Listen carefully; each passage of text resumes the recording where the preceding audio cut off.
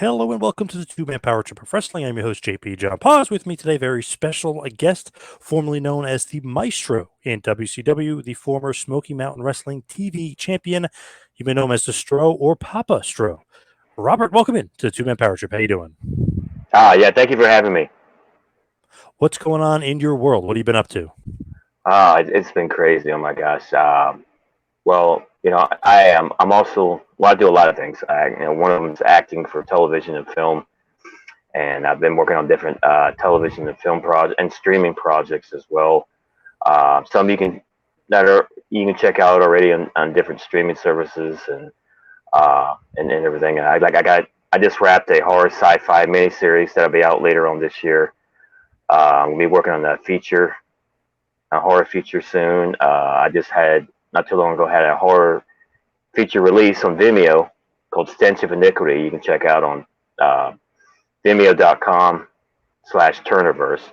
And I'm also stars Dr. Arkham in The Devil's Daughter, a Harlequin story, which you can check out on YouTube and on Amazon Fire TV, and you can watch it either or through Dominus TV as well. So it's been crazy. It's been crazy. Is that something you like? Do you like behind the camera more or in front of the camera more? I actually I enjoy both.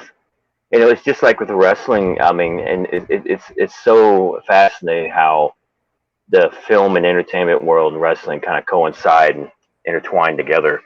And there's a lot of similarities in both. Like preparing for a match is just like preparing for a film. You want to make the little things mean a lot. In each scene, just like you would in the match, and they're both telling stories, right? We're all storytellers, so it's just to be a part of a good story. You know what I mean? It's behind the camera and on camera is fascinating, and it still fascinates me even behind the scenes.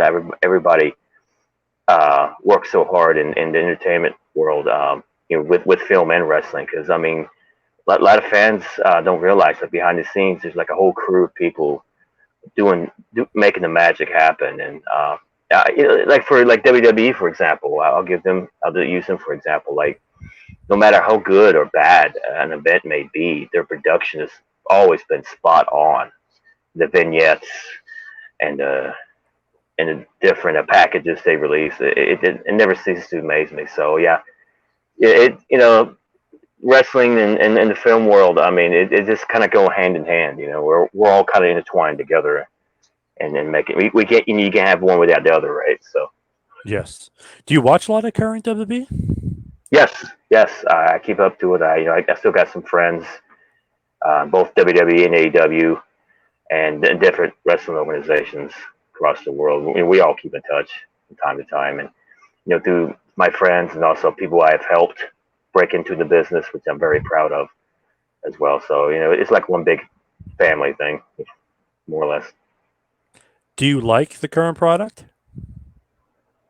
There are things I do enjoy about the current product, and it's great to see the brothers and sisters, which I like to refer to as brothers and sisters in the industry, that help keep the magic alive. And there's pros and cons.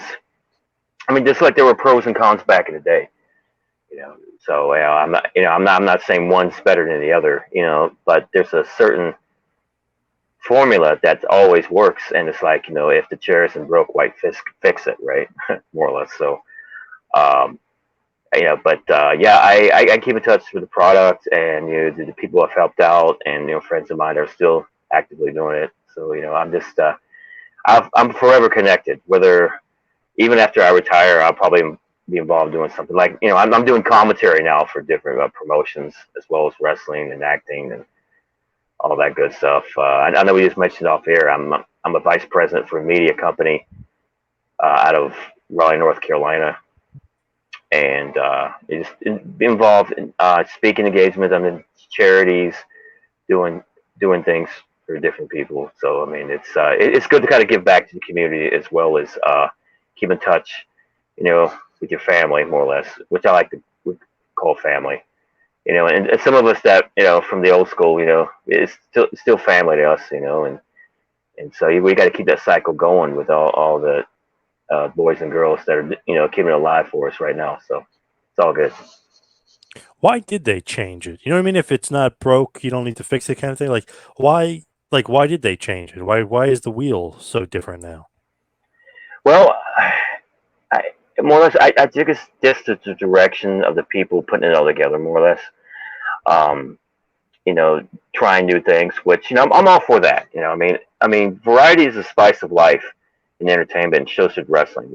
Our wrestling fans are diverse, so we should appeal to vicariously through all our different genres out there.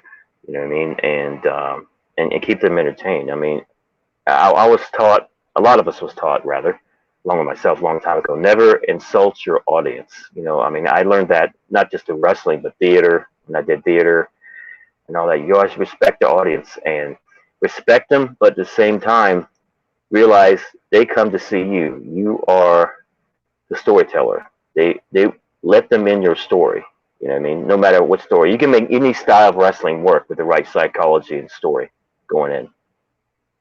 Just feel like nowadays there is no psychology. There is no thought process that way. For a lot of the wrestling, it's what it seems like. It's weird. It's just like bing, bang, boom. You know what I mean? Yeah, yeah, and some people, I alluded to earlier, want to try new things, which is fine. So I'm good. Like I said, you can make any story or style work with the right story and right psychology. But as you pointed out, some people use crayons to tell a story, and some people use fine oils, like artists, more or less. Yeah. So and the ones that do, they stand out like a shining light in any company. It's like there's a select few that has that certain magic, and they just seem to stand out among the rest. You know what I mean? Yep. Which is great because they're the ones that's going to lead the way into the future. You know what I mean? And like for example, guys like Ric Flair, Bret Hart, Hulk Hogan, Undertaker, some of the best in our industry. Steve Austin, more or less, The Rock, and we used to thank guys like them uh, for the house, for the Yeah. matches, because they're the ones that draw the people. I mean, you can have tremendous technical wrestling, which I love technical wrestling as much as the next guy and gal in the industry, and great wrestling matches. But if you don't have the stars of the industry with the charisma and the know-how to talk to people that coming to the show, then we wouldn't have a show. So we need a little bit of everybody to make it happen, and we definitely need them. Some people saying, well, kind of throw a negative light on people that have the charisma, have that great promo ability, and all that. I mean, they're a necessity, a major necessity. I mean, it's a business. What we do is a business, just like any other business. I mean, it's just as much a sport, and it's just as much a business. And we need to keep that magic alive. And in order to do that, we need the technicians. We need the front man of the rock band, more or less, and we need good dancing partners.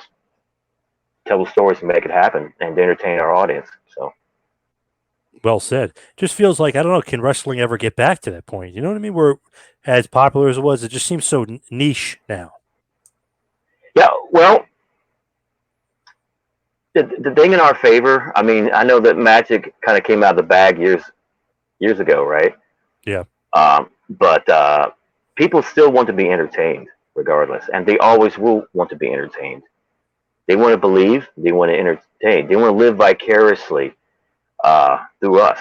I mean, just like they want to go see a movie and they want to be into a movie, they just want to enjoy a movie and be a part of it, and the fans, wrestling fans are no different. They want to be a part of what we do, and give it to them, invite them in your house, invite them in your world. And I see there's some matches, some great matches, but at the same time, it's like the door is still closed, more or less, and to the audience, it's like, come on, man, I mean, you got an audience there, they come to see you, let the magic happen, bring them in your world. They want to be entertained. They want to live through what you do. And there's nothing like having an audience, I mean, through personal experience as well, just be on your every whim in the ring. I mean, whether it's a headlock, whether it's a leapfrog, there's drop kick or a hammerlock, whatever. If with the audience is every little thing you do, man, it's amazing. There's a rush like no other. I can't even like describe how amazing it feels to have the audience, hang on your every move and every word when doing a promo, etc. It's such a fascinating feeling. Now, one of the most famous wrestlers of all time that kind of captured that before so many other wrestlers didn't was Gorgeous George. What is the actual relationship? Is it great uncle? Is it grandfather? What's the actual relationship to Gorgeous George? Well, it's my grand uncle actually, and I didn't find out till later on in life. How ironic as it may sound.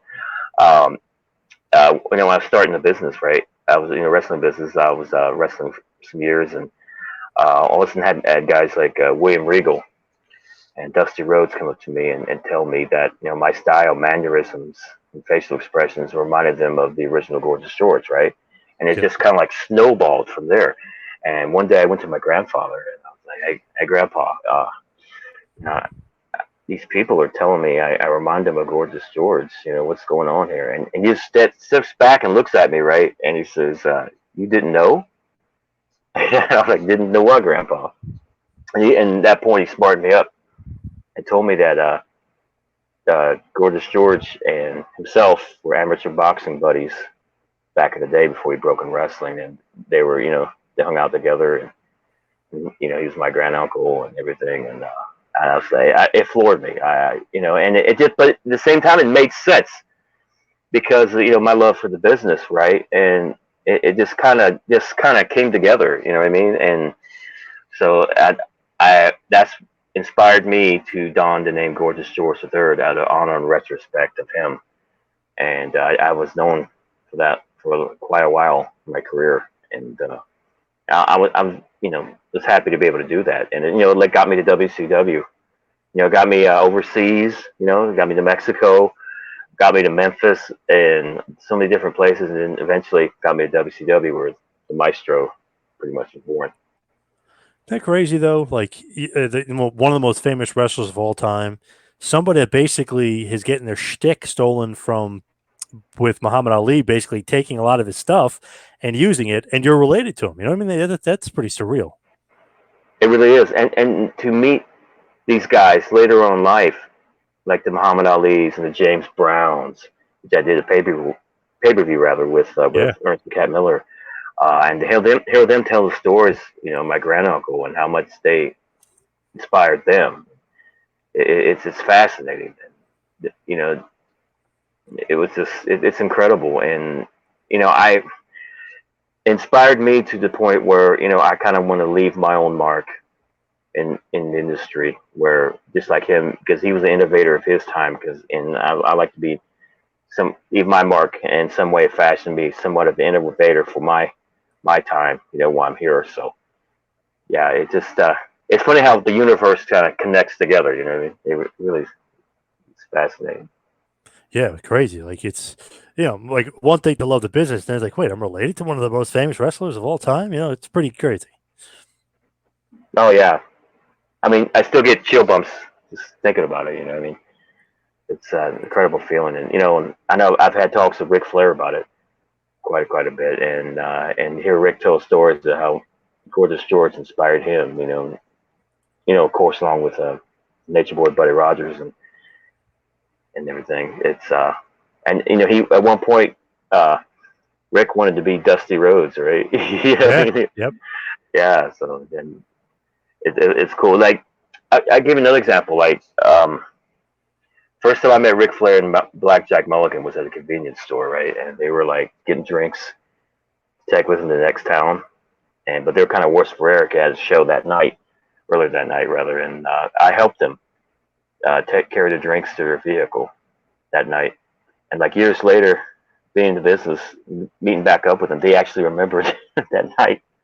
Really? Wow. Yeah. And so it's really cool, man, how everything's connected and all. Did you ever go back and, like, after you found out, go back and watch some of his stuff? I know there's not a ton of stuff out there, but there's still some stuff. Do you ever go back and watch it? Like, oh, I'm stealing that or I'm taking that? Oh yeah, oh yeah. We borrow bits and pieces from everybody else more or less, but we try to make it blend it into our own style, of wrestling. And so, I mean, we all do it. All of us that really truly love the business, we take bits and pieces of everybody else and make it our own.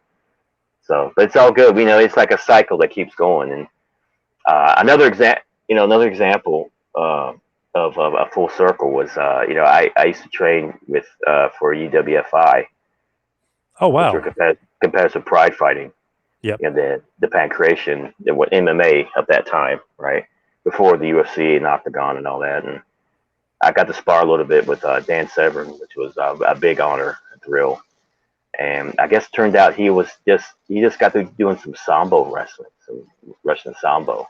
Yep. And he's just amazing. What a class act he was, and it was just a great time. And I used to watch Vader compete with Takada, the Japanese champion back then, and amazing. And then years later, meeting up with Vader at like a independent show, right? And he didn't recognize who I was at first because he had the little gorgeous George deal on, right? But just to meet back with him, and then I think go later on WCW, it was just it was great. Yeah, Vader, man, he for one of the best big men in our business. Guys like him, Bam Bam Bigelow, which I really fortunate enough to step in the ring with him. Was really cool. And when I was wrestling Bigelow, all I could think about was, this was kind of like my WrestleMania moment because I could talk about him and Lawrence Taylor from WrestleMania. Yep. And so that was a big thrill for Pretty cool me. though. You did some UWFI stuff. I didn't know that. You did some like basically shoot training.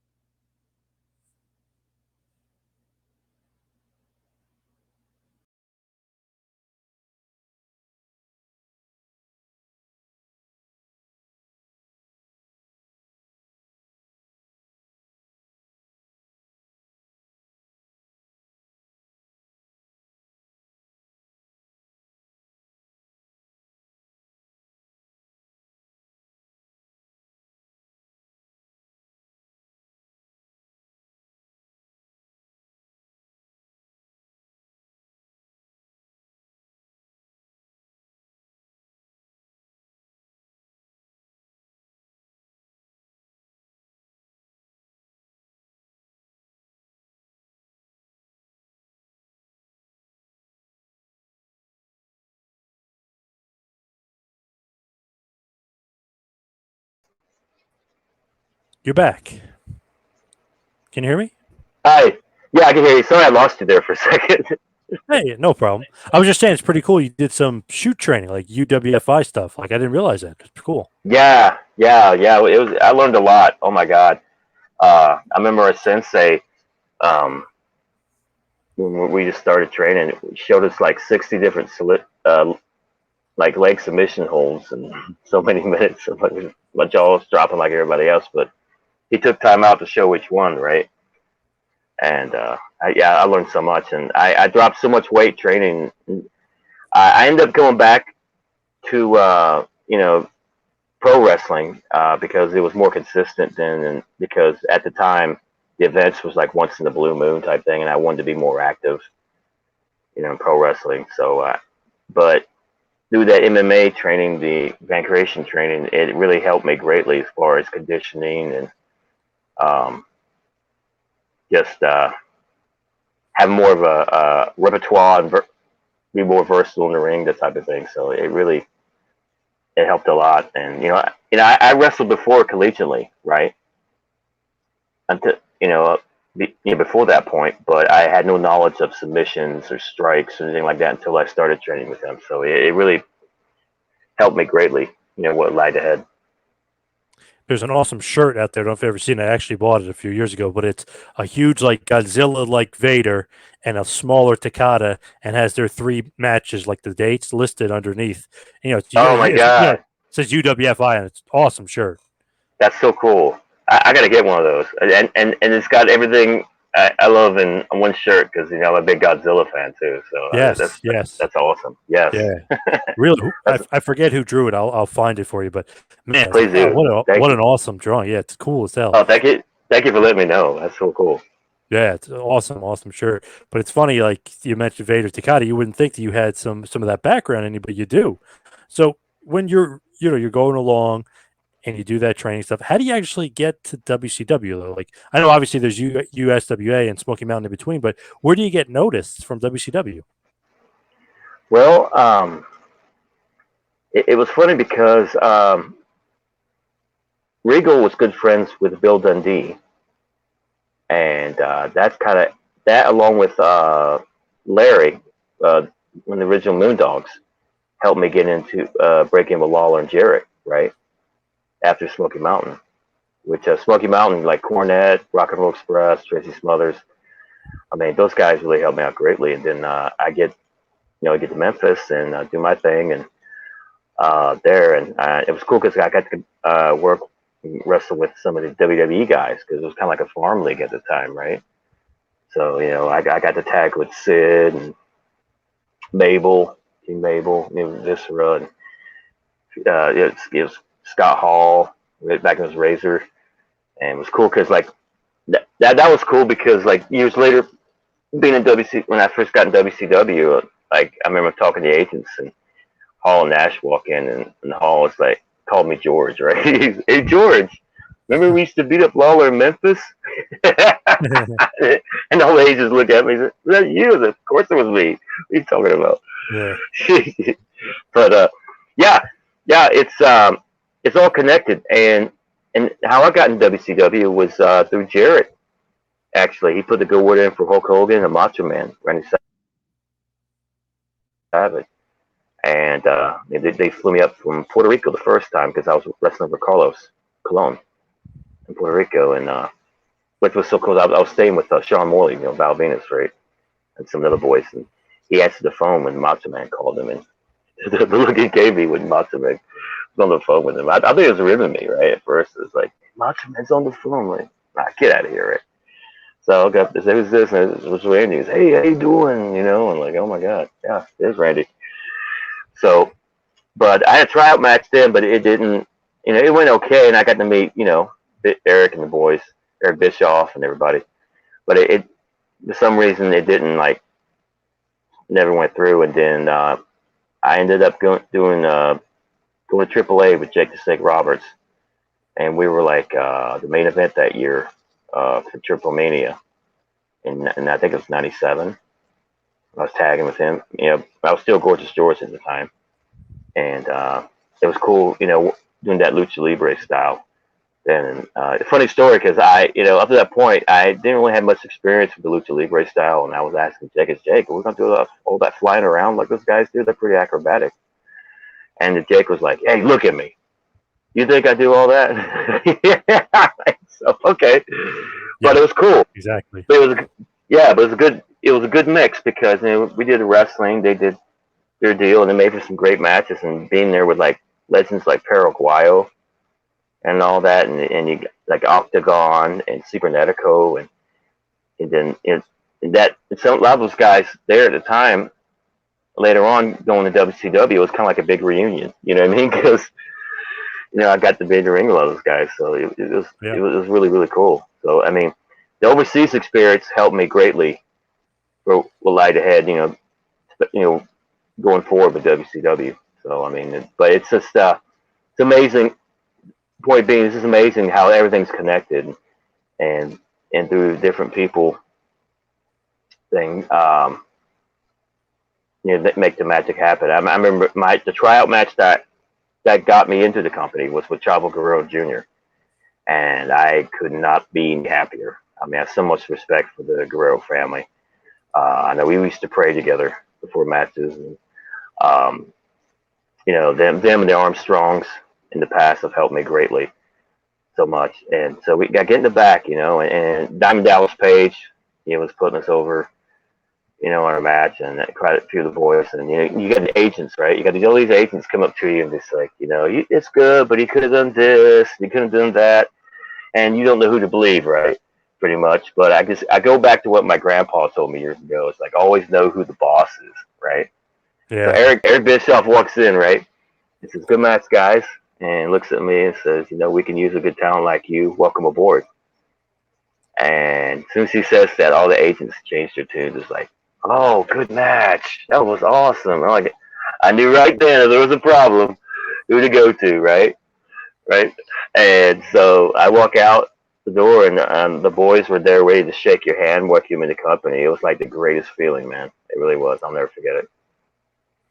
Pretty cool. Like, just that experience, because it's like, wow, I got on somebody's good side, and then everybody's now, getting on my good side. It's good. Right. Yeah, it was amazing. But yeah, always know the bosses, no matter where Yep. you go in life. Great, great lesson. Very true. It's amazing though. It's Yeah. like Mexico is completely different style than the Japanese style. The Memphis Southern wrestling style is so much different than every. So you have all these different like amalgamation, all these different styles, and it all comes in, to a point really as WCW. So when you get in, you're Gorgeous George, right? Like when does the name change Yeah, happen? about a year into the company, because I did tapings down in Orlando and all that, it's Gorgeous George and all that. And I know William Regal was a big supporter of mine. And I even told him a funny story when I was in Memphis that they were telling me I was wrestling too much. He got a good laugh out of that, right? Yep. But uh, yeah, it was like a year into the company where things started to change, and I had a meeting with Eric Bischoff when the changes were taking place because Randy wanted to give the Gorgeous George name to his valet at the time, and so I talked because I had to meet with Eric and try to work things out, try to salvage this, right? Yep. Because I was kind of perplexed as everybody else at the time.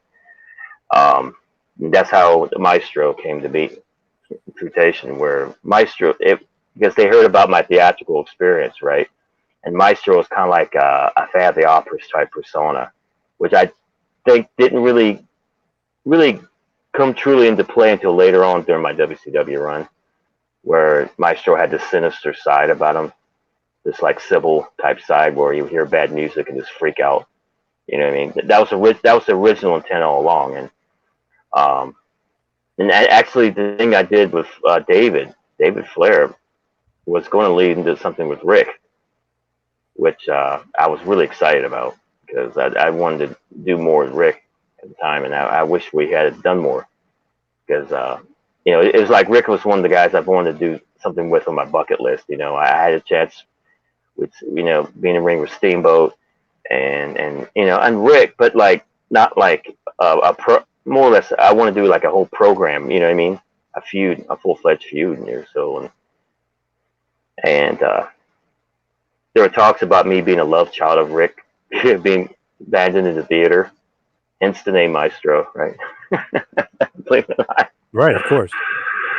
But like all good ideas and angles, it got swept under the rug because of the ins and outs of the office. It's like a revolving door with bookers and stuff, but the ones that really helped me out a lot were Terry Taylor was really good with everybody. Kevin Sullivan, which he helped me out greatly because he's more wrestling based, and I had a chance to work with him, through Smoky Mountain Wrestling and other places, right? And he's a genius. Kevin is such a genius. It's like walking encyclopedia. He's amazing. I learned so much from Kevin, and matter of fact, he's an inspiration, kind of like what I've been doing now with the old Papa Stro thing. And I got to work with him in a War Games match actually a few years back. Where we did a angle, where we kind of passed the torch, because I was doing the whole darkness thing, right? And, Yeah. Yep. and I kind of transcended that into my like the entertainment thing, where I do like a horror sci-fi show every Friday night on my Facebook called the Stro Zone. It's kind of like the Twilight Zone, where I introduce people to like the old school horror and sci-fi movies from back in the day. So, but yeah, it is. The WCW was a great time. I mean, it had ins and outs, and the office was crazy at times. A lot of us didn't know what we were doing until minutes before pill time, right? But it was a time I always cherish, and to get to do the things I did, go to places I went, and make the friends that I did, and be part of, at one time when I was there, like the best company in the world. What was something I always cherish. When you go there, like originally in your Gorgeous George, when does the Macho Man conversation happen? When it's like, okay, I want to give her Stephanie, I want to give her the name, and we're gonna make her Gorgeous George. And is there some money involved? Well, they wanted to do it. He wanted to do it originally for Lanny a couple years prior, right? And I was cool with that because I knew Lanny would, do a good job. But his deal, my deal, because I was going to come in and a whole new persona.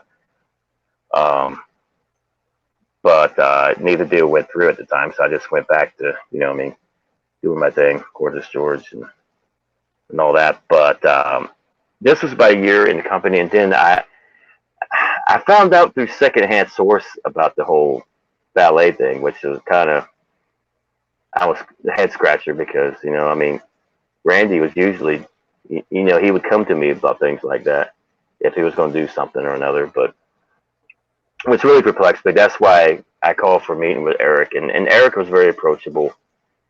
Like I said, he's the guy that hired me, and he's always been straightforward with me, business wise, and I could talk to Eric, and we hashed out a few ideas together, and we put them all together, and that how Maestro came to play. And I mean, even then, I was pitching an angle and idea with Ric Flair because I just wanted to do something really cool with Rick, because I've had so much respect for Rick over the years, and our paths have kind of crossed at one time and several times rather through the years. So but yeah, that's how all that kind of went down, and I almost became a character on Thunder in Paradise, actually. Really? And yeah, I was going to be a character in those Reverend Headlock. And you know what? The show was what it was, but heck, I just wanted to ride on the boat. I thought the boat was so cool. Yeah. Just give me a ride on the boat. The boat was amazing. But if all I had to do was ride on the boat, and like in a scene or episode, I'd be happy. All was good, right? Riding the boat. But it never happened, and in a way, I'm kind of glad it didn't, because it would look kind of corny. I think he's a character, Reverend Headlock. They had me dressed in all white on the beach. I'm like, I don't know how that would pay out, Kind of sounds like a cool gimmick, though. I like it. Yeah, it almost happened, actually. And it was cool because Macho Man, right, Randy Savage, he would he introduced me to the Slim Jim guy, right? And he showed me all the cool outfits. He had like a whole wardrobe of outfits the Slim Jim actually made for Randy, right? And it was just, oh man, it was just such amazing. It was amazing to see all. Can you believe he's still like the Slim Jim mascot? Like I went to Slim Jim, I went to Wawa today, which is like our local food store, convenience store, whatever. And you look at the Slim Jim, it's Macho Man still on the package. And isn't that cool? It's awesome. It's so wild, man. And the limo rides with Macho Man and Hogan were amazing. Oh my God, non-stop entertainment. What's it like to fly on the wall? Tell us. It was great. They had fans going through the window acting crazy, and to hear them tell road stories and stuff, it was really cool. And during that time, they had like limos at the Nitros waiting to pick up some of the guys like Flair, Piper, Hogan, and all that. And I remember pulling the rib, right, renting a limo one time, and the limo pulls up with the other ones, and everybody's curious, who's that? Some of the people like, who's that? And hey, that's mine. Everybody else got limos. I figured I'd get one, right? Yeah. But yeah, it was good times, man. I mean, I learned a lot from Hogan and Macho Man, and I mean, and I'm forever grateful. And Rick being there, and Piper was really cool. Hanging out with Roddy Piper was really cool. Oh my God! And he talking about road stories. He tells the best. To hear him tell, there's one mention in particular, the Matman story. That happened, I guess, up in Portland, with the bar territory, right? And it was kind of cool. Well, I guess it takes place around that area, more or less, from my understanding of the story. But there's this guy that dressed up like Batman, but he was like called Matman because of DC comic book rights, right? But he still had like that Batman outfit, right? Yeah. And something happens in this debut match, where he first falls off a table or something, and for his debut, and then he like has a match, and something happens, and he gets electrocuted. But he was okay, but he was shocked, more or less. No pun intended. Shocking finish for that match. Yeah, right? yeah. But to hear Piper say, I can't do him justice because he's so funny. Oh my God, he was so entertaining. I love it.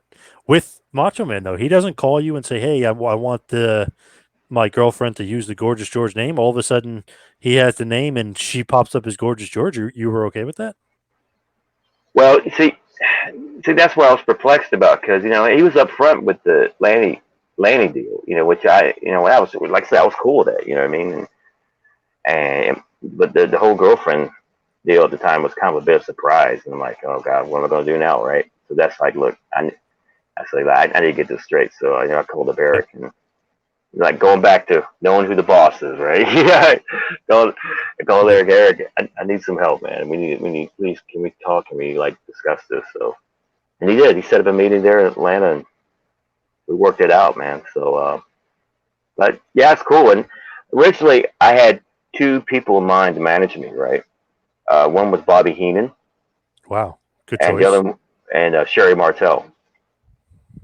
And Bobby wanted to do it so bad, but Bobby, he was committed at the time to the commentary with Shivani and everything, right? So Sherry almost had it.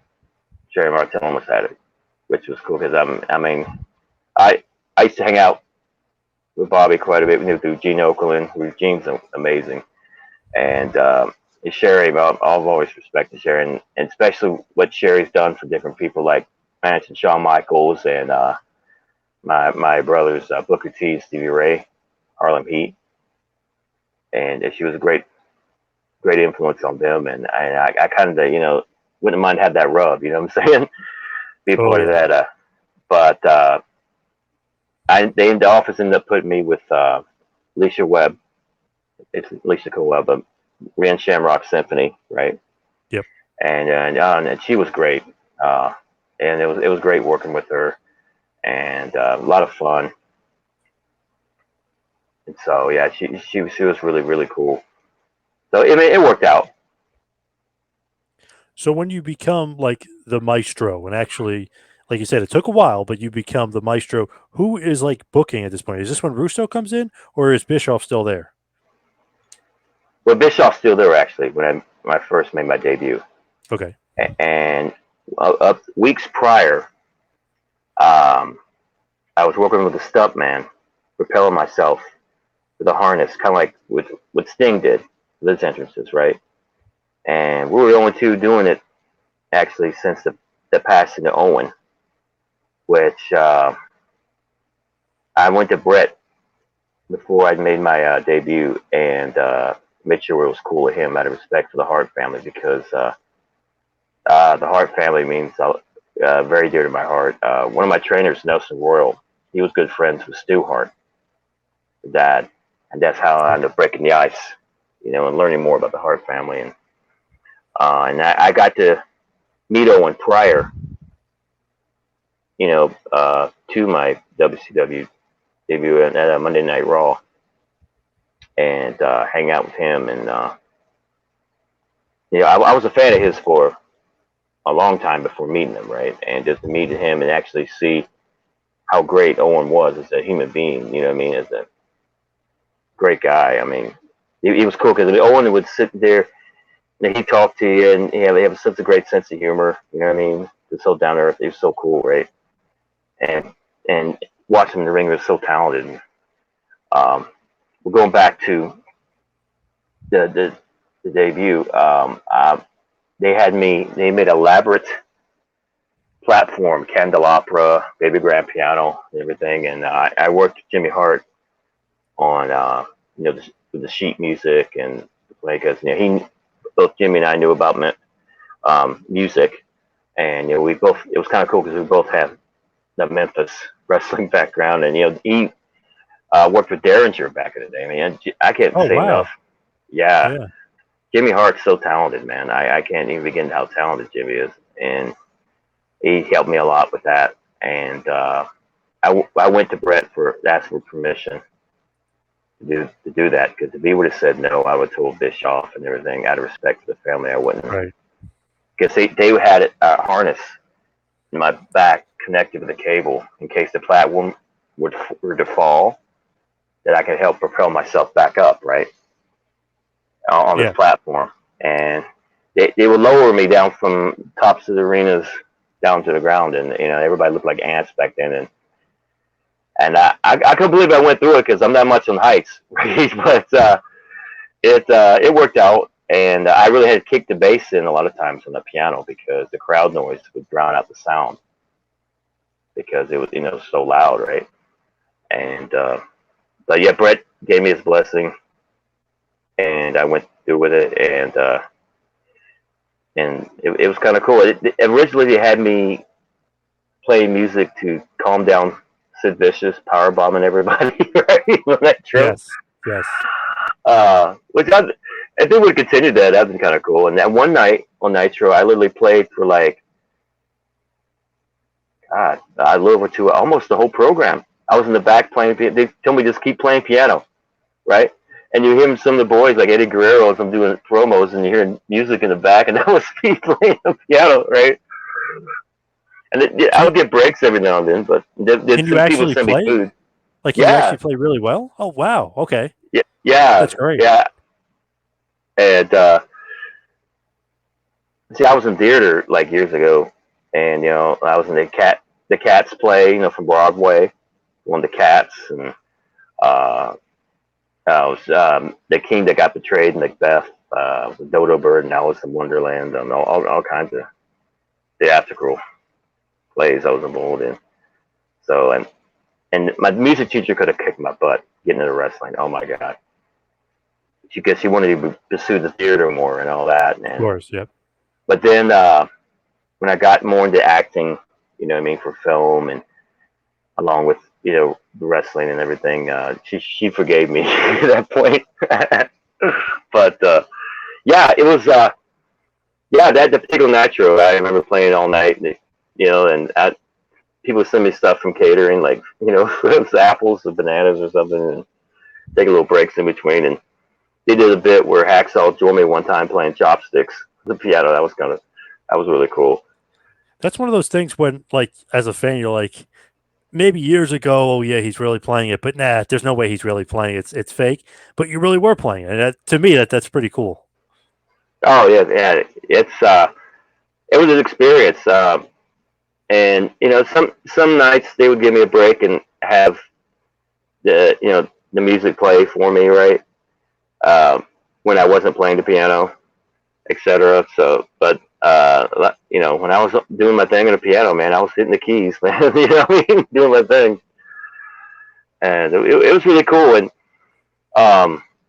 just the great wrestlers at the time I had the opportunity to step in the ring with. I mean, it was like the who's who. I mean, one night you can be in there with, I mentioned Bigelow, and you can be there with Piper or Flair or whoever, and next night Rey Mysterio or your buddy Buff Bagwell. Oh yeah, Buff, man. Oh yeah. He was it was just it was a great talent pool, man, from all the best at one time from all over the world, man. It was just an awesome time to be a part of WCW. What is the heat with Buff, by the way? Just because is that out of nowhere, or is there real heat there with you guys? I really didn't know there was any. Honestly, I don't think any of us did. Right? I mean, some friends of mine will point them out. You got to check this out. I'm like, okay, sure. And I looked up. It's like, gosh, Buff sounds like Ole Anderson. What's going on here? I mean, and he's talking, and I've had, all these names, and like, Big Boss Man's name got thrown up, I think, and I'm like, are you kidding me? He's like one of the nicest guys ever, man. Ray Traylor was him. Oh God, dude. Him, Kurt Hennig, Sting. I mean, Sting, really? These guys were just sweethearts. You know what I mean? And then my name got brought. Like, wow, wait a minute. I thought we were boys, man. Come on. Because I mean, there was no heat at all. I mean, he even thanked me for looking out for him a few times. When we were in the ring together, and I just, I hope he gets the help he needs, and he tries to make a friend, even if it's a teddy bear or somebody. I mean, just, shit, just, man. But yeah, that was quite an experience to hear all that. I was like, wow, that's interesting, because he was cool with me, and he's, every time he's around me, he's nice to me, and so yeah, just some of the things he said, I'm like, really? Does that happen? Did this happen? Yeah. Yep. I didn't get the memo, right? Well, looks like he's living with DDP now, trying to better himself and get everything right: his body, his mind, his spirit. Seems like DDP's helping him. I hope so, because I mean, Dallas, he's been there through Jake's low points, Scott's low points, a lot of low points, and done wonders. And he really needs to take advantage of Dallas's help, because because if it doesn't work for Dallas, then man, that's a tough road to go on. So right, yeah. But yeah, I wish him all the best, man. I mean, nothing but love here. You know what I mean? What did you think about Russo and the Russo era, and him coming in and him working and how he thought of the Maestro? What did you think about that era of WCW? Ah, gosh, we all tried to make an omelet out of broken eggs, and that was kind of a lot of our mentality. So that's what we did, and it was cool, because it was funny, because there are times, you step in the ring, they'd be like, oh, it's time to go home. I'm going to take it home, right? Really? So what we did, a lot of times we just made those Japanese finishes, right? So, okay, we'll just go to the finish, and the finish was like a long finish.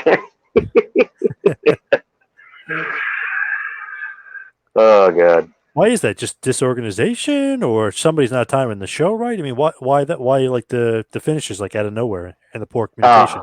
It's just all kinds of crazy things was happening, and it wasn't the talent, because I mean, the talent was amazing. It was just that darn office, man, just couldn't keep it together. And you say what you want about Eric, but Eric was big on production, and he had a vision and helped keep things together. And him, Sullivan, Arn Anderson. They're, if it weren't for them, man, what I mean? There's a guy that came. There's a booker. I remember one time, I forget, came in, didn't even know who the heck we were, right? Didn't know who the talent was. Wow, how is that possible?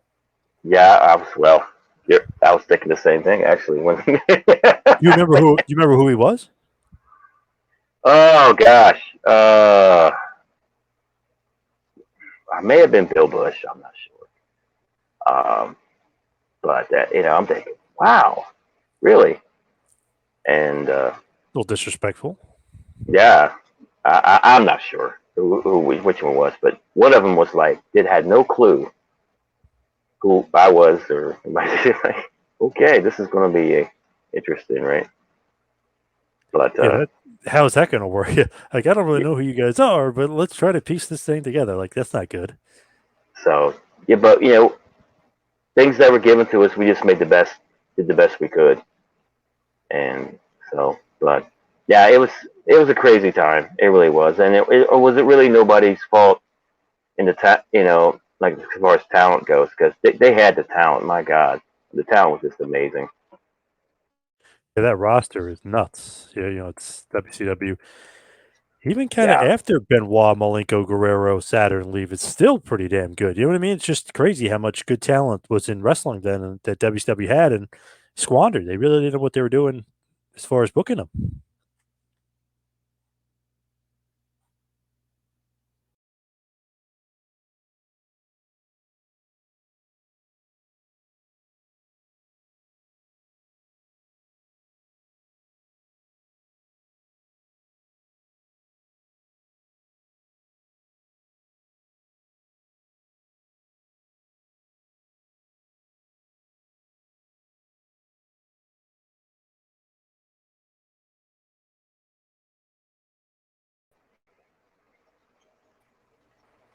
WCW as far as like booking and booking the talent. It's crazy how they had such a great roster, but they really didn't know what they were doing.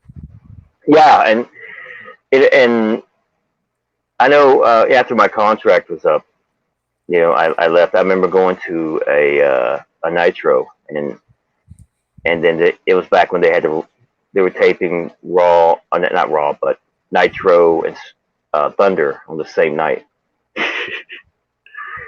And I mean, Lance Storm, man, they were working him to death, right? Because he's doing the Team Canada thing, and Rick just looks so miserable, right? Mm. You know what I mean? And it was just crazy time, and because I was going to think about try to renew and all that, and try to get things going, but I had people tell me, and I had, including my conscience, tell me that it may not be such a good idea at the time. And that was like right before, Vince bought the company and that sort of thing.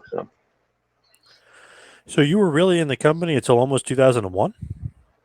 Almost, yeah, Well, I didn't realize that. yeah. So, but, the time that when I was there was one I always cherished, and back when WCW was really just rocking it, right? And it was cool, and just to make the friends that I did, and to just travel and go to places I went was just it was pretty awesome. So you left though, the contract ran out, you didn't want to resign, you just left kind of, and then obviously they got sold to Vince, but that's just basically your end there. Just you decided, I'm done here. Well, yeah, I guess I had people telling me that they were bleeding financially, with merchandising and everything at the time, and so and then I was going to try to go down to ECW and start something there, right? And then they went under, so it's like a domino effect at the time, right? Yeah. WBF, Uh, only game in town. right. So, but and I've been to a few WWE events off and on, and to see some of the wrestling family that I knew there and all that. So but and I've kept in touch over the years, different things. I mean, but I never really had a decent run with them. But never say never, right? Anything could happen with any company in the business. So, but I've just kept doing my thing independently, off and on through the years. Branched out, got more of the acting for television and film, and I'm doing other uh, genres of work, bodies of work, if you will, in other places. So, but it's worked out, and I'm grateful that I'm able to help others that are still in the industry now. Um, like Dax Hardwood, FTR, to help break into business years ago, and I'm really happy for him and Cash's success. Those guys have worked really hard to get where they're at. Um, Luke Gallows, I remember Barbarian and I helped him out years ago, and I'm happy for all he's done for the industry. Eric Shea out of the Baltimore area, Tracy Taylor, who's doing a lot with Les Thatcher promotion, and the list just goes on. And even like Sasha Banks gave me a shout out to my wrestling school a while back, what I thought was really cool. Their documentary. So I bought Bobby Roode and Petey Williams. I remember Sean Morley and I helped them out a while back when I was going up to Canada. Pretty good list of guys. Yeah, and I'm happy for their successes too, all they've done for the business, and continuing to do for the business. So yeah, more power to them. I like helping people, and I'm happy for other people's success. I know some people feel like, oh, they're taking this from me or that from me. No, man. If anything, you kind of live vicariously through their happiness. I like to see people happy, doing well, because that's what it's all about: giving back and keeping the magic alive, per se. Pretty cool though, like to be a part of some of those guys' career and see like where they are now. You know what I mean? Like Dax and Cash obviously doing very, very well in AEW. Oh, it's so awesome to witness. It really is, and it seems them continuing to do great. I like to see people in the industry to do well, because it's good for all of us. It's not just for one person or two people. It's good for everybody when someone does great in industry, because we're all intertwined. We're all connected together. You know what I mean? In this business. So as we wind it down, we head towards the finish. Do you have any regrets in the wrestling business? Anything you wish you would have done, wish you would have done differently? Well, there's things I would have liked to do. You know what I mean? But I'm pretty happy to be able to live the dream, per se, through the years, and to make the connections that I had, and learn what I've learned to help myself later on in life. And I love helping other people as well, even if it's just giving them advice, or per se, because I've had some great people through the years help me, and I'm forever grateful for it. And like the matches I've had over the years, they wouldn't have been great if I wasn't with the great people I was in the ring with. So I'm thankful for each and every person that I've been blessed to work with and learn from. Because and there's another deal too. You're always learning in life, because the day you stop learning, it's time to hang it up, man. You know what I mean? You always want to learn. So I wish all the people that are currently doing all the success in the world, and it's no matter what I do in life, with this acting, doing windows, driving, whatever have you say, wrestling will always be a part of me, and I'm just really blessed to be part of the wrestling family. Now, did you ever watch Seinfeld? Remember, there was a character. His name is Bob Cobb, but his nickname was the Maestro. Did you ever? Yes. Did you ever get anybody mention that to you like a lot? All the time, man. I was a big fan of the show, right? I love Seinfeld, and I'm a big fan of Kramer, right? The guy Kramer. Oh yeah. Kramer. Oh my God, I love Kramer. I remember watching him years ago on the show called Fridays that he was a part of. He was a regular. Yeah, I don't remember it. Probably, maybe. Yeah, he was one of the regular comedians on the show. Okay. And he looks the same. You can't miss the guy. He looked the same then as he did on Seinfeld, right? And to see Kramer on Seinfeld, I totally popped. I thought that was so cool. That's great, though. Yeah, they're referencing, a big show like Seinfeld, referencing the Maestro. They're referencing you. I mean, it's pretty cool. Yeah, I was pretty honored, actually, right? And to this day, you got people like doing different things, doing different Maestro things, right? You got Bray Wyatt doing the conducting, right? And you got different people kind of doing the whole Maestro thing, paying homage, if you will. It's really cool. So I mean, I'm forever grateful, to be a part of all that. It's always great to be remembered in some way or fashion. And you can kind of joke and say, "Hey, Seinfeld stole my name, or they stole my nickname. Like I'm really the maestro, not them." Oh yeah, we all steal from each other. We're all thieves in the entertainment industry. We're all thieves, but So what? but we're good thieves though. Oh yeah, So. for sure. So what's going on like next? What are you up to next? Well, I just completed a horror sci-fi miniseries that'll be out in this year. I'm going to be doing film set soon for a horror feature um, as well. I'm also got a spy series that's coming out soon. I'm starring in called Hybrid, and that'll be out pretty soon actually. And I have some upcoming film projects that I'll be a part of soon. Uh, that I'm doing as well. I'm doing commentary for some promotions. One being Shockwave Wrestling Entertainment, which they have a show coming up on like June 18th this month. And, I do regular podcasts too as well. WCW Retro every Thursday night at 9 p.m. Eastern Standard Time on VOCNation.com.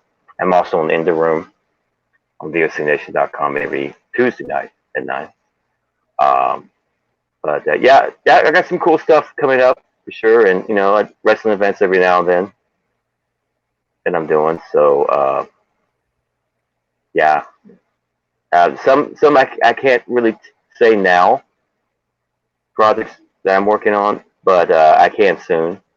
So as soon as I get the green light, I can I'll tell everybody for sure what's happening. So I'm pretty excited to let everybody know what's going to be happening. Stuff. Yeah. Where can everybody follow you and see where you're up to? Social media. Okay, well, WCW Retro. That's every Thursday night at 9 on VOCNation.com. My official website is thestro.com, THESTRO.com. My merchandise is thestro.com/merchandise, pretty much, and get all kinds of all ages, including pets, merchandise. On YouTube, I'm on my YouTube channel at youtube.com/StroMaestro. You can subscribe to. I'm on Twitch at twitch.tv/RealPapaStro. Instagram at instagram.com/StroMaestro. I'm on Twitter at SignToStro. So you can follow me there, and I always try to keep everybody updated what's happening with me. So nice. Well, great stuff, Stro. Thank you so much for all the time. We really appreciate it. Thank you. Oh, thank you for having me. I'm a big fan of the show, and I really enjoyed a lot of the interviews you've had in the past and so forth. So yeah, it's really cool to be here. Thank you. Appreciate that.